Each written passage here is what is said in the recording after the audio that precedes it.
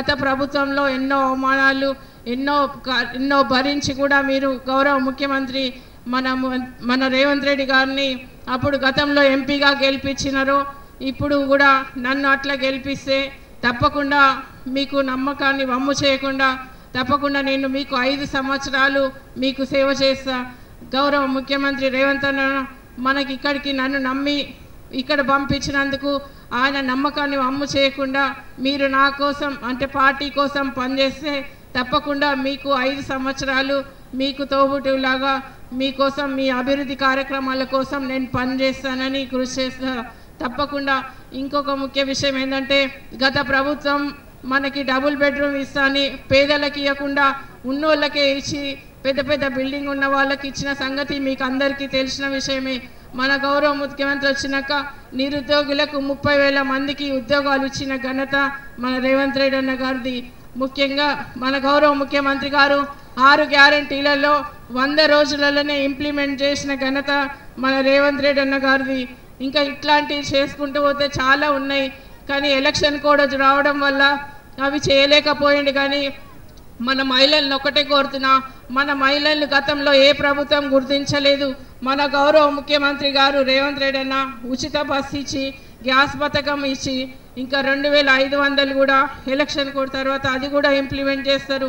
మన మహిళలు ఒకటే గుర్తుపెట్టుకోవాలి, మన సోదరుడు అని భావించి మన సోదరుడిని మనం గౌరవించాల్సిన బాధ్యత మనందరిది. కాబట్టి ప్రతి ఒక్కరు గుర్తుపెట్టుకొని మన రేవంత్ రెడ్డి అన్నని గెలిపించుకోవాల్సిన అవసరం ఉంది.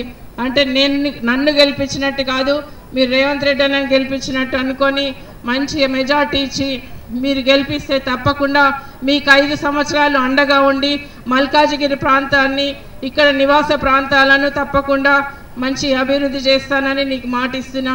ముఖ్యమంత్రి గారు మన ముఖ్యమంత్రి రేవంత్ రెడ్డి అన్న ఇక్కడ ప్రాంత గురించి అన్నీ తెలుసు.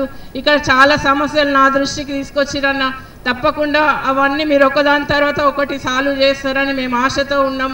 మేము తప్పకుండా మీకు హై మెజార్టీ ఇచ్చి తప్పకుండా మల్కాజిగిరి గెలుపు కోసం మేము ఈ 10 రోజులు తప్పకుండా బాగా కష్టపడి పనిచేస్తాం. మీరు 5 సంవత్సరాలు అన్ని అభివృద్ధి కార్యక్రమాలు మన ముఖ్యమంత్రి రేవంత్ రెడ్డి అన్న సహకారంతో నేను సెంట్రల్ గవర్నమెంట్ నుంచి కూడా పెద్ద ఎత్తున నిధులు తీసుకొచ్చి ఈ మల్కాజిగిరి ప్రాంతాన్ని మెట్రో ట్రైన్ కానీ స్కై వాక్ కానీ ఇంకా ఇంటర్నల్ గ్రౌండ్ వాటర్ చాలా మెర్చెల్లో అక్కడ చాలా తక్కువ ఉంది. అట్లా ఇంకా సీసీ రోడ్స్ కానీ ఇంకా ఇంటర్నల్ వాటర్ ప్రాబ్లమ్స్ కానీ ఏ ఉన్నా కూడా engineering medical college junior college అడుగుతున్నారు, అది కూడా నేను తప్పకుండా ముఖ్యమంత్రి మన రేవంత్ రెడ్డి అన్న దృష్టికి తీసుకెళ్తా. ఇంకా చాలా వరకు ఎన్నో సమస్యలు ఉన్నాయి, ఆ సమస్యలన్నీ ఒకదాని తర్వాత ఒకటి మన గౌరవ ముఖ్యమంత్రి దృష్టికి తీసుకెళ్తా.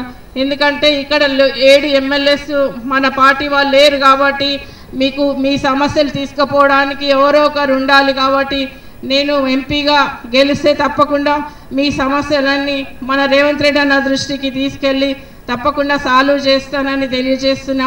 ఇంకా సెంట్రల్ గవర్నమెంట్ నుంచి కూడా పెద్ద ఎత్తున నిధులు తీసుకొచ్చి ఈ ప్రాంతాన్ని అన్ని విధాల అభివృద్ధి చేస్తూ మీకు అండగా ఉండి మీ కుటుంబ సభ్యురాలుగా నేను పనిచేస్తానని మీకు మాట ఇస్తున్నా.